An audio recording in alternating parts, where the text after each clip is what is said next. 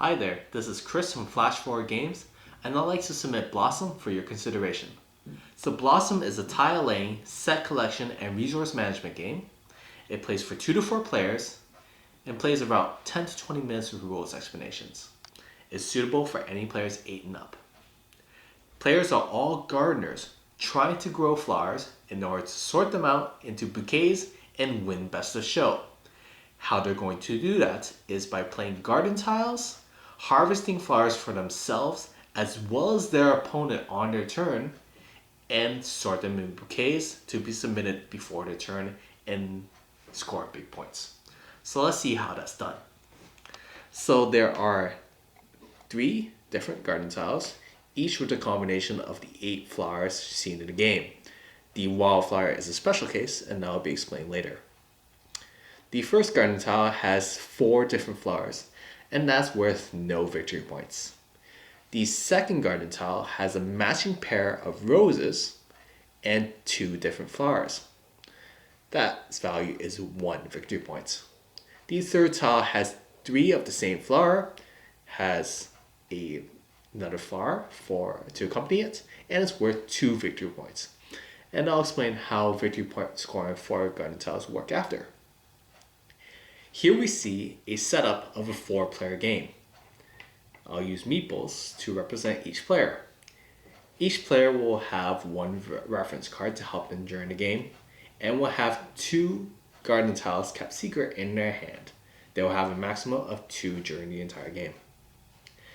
So, starting off with the yellow player, I will want to play a garden tile next to the starting tile that must be horizontally or vertically adjacent to the starting tile.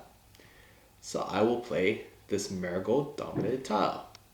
I will gain the flower that's associated with my orientation, and that is the marigold, because the marigold faces me. Going clockwise will resolve who gets what. The green player, because the tulip faces them, will gain 1 tulip.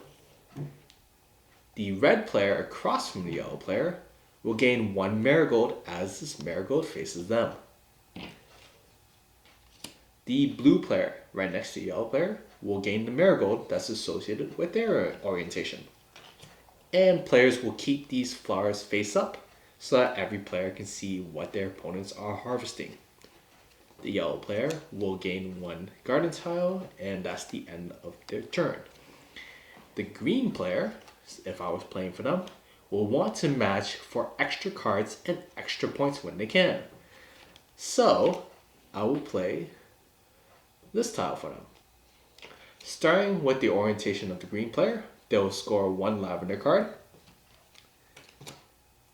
The red player, going clockwise, will score 1 violet. The blue player next to them will score 1 tulip. And myself, I will score the violets as is facing me. Now what's special in this case is green will score a matching tulip as they matched the tulip sides. Gain 1 tulip.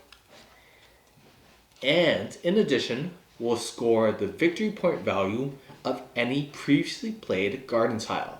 So they will score 2 victory points, but they will not score the 1 victory point that they just planted. And they just move their marker on the scoring track. But that's not the gist of scoring. Let's see how big points are scored by moving on to bouquets. So there are 3 different bouquets seen in the game. The harmony has 4 of the same flower, and that scores you 5 points. The sonata is worth 7 points, and it has 3 different pairs for a total of 6 cards. The ensemble has 1 of each different flower seen in the game, and that's worth 10 points. It has 7 flowers. The wildflower that was showcased earlier can be substituted in any bouquet.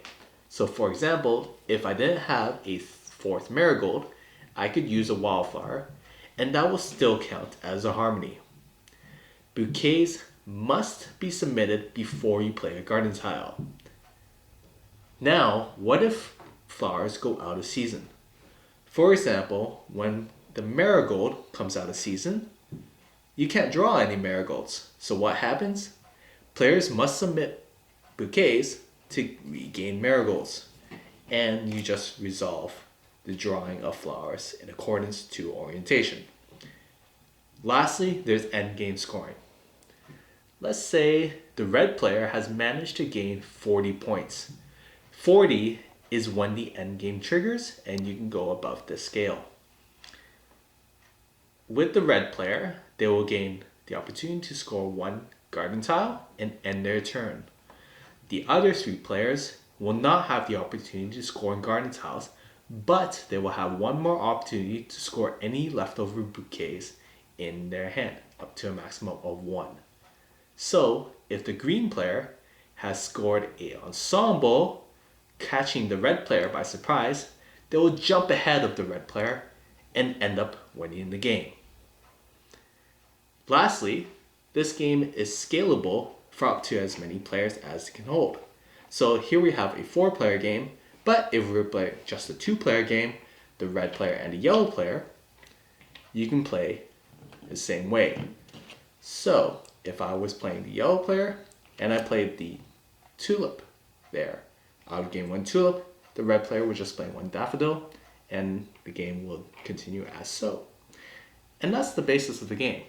If you have any questions, let me know via Twitter, via email, and I look forward to hearing back from you. Cheers.